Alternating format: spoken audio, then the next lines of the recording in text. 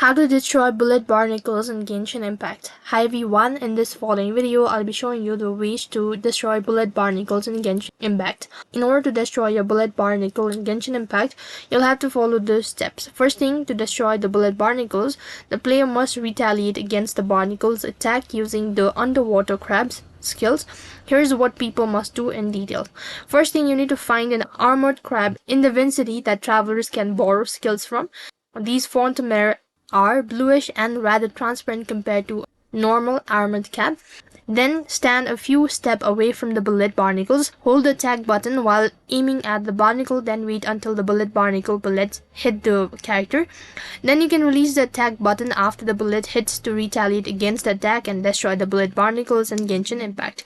Then you can repeat the steps for all the barnacles that appears for your daily commission.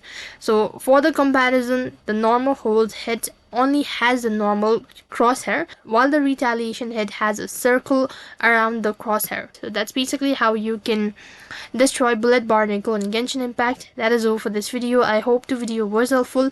Make sure to like, share and subscribe to our channel. Thank you for watching. See you in the next video.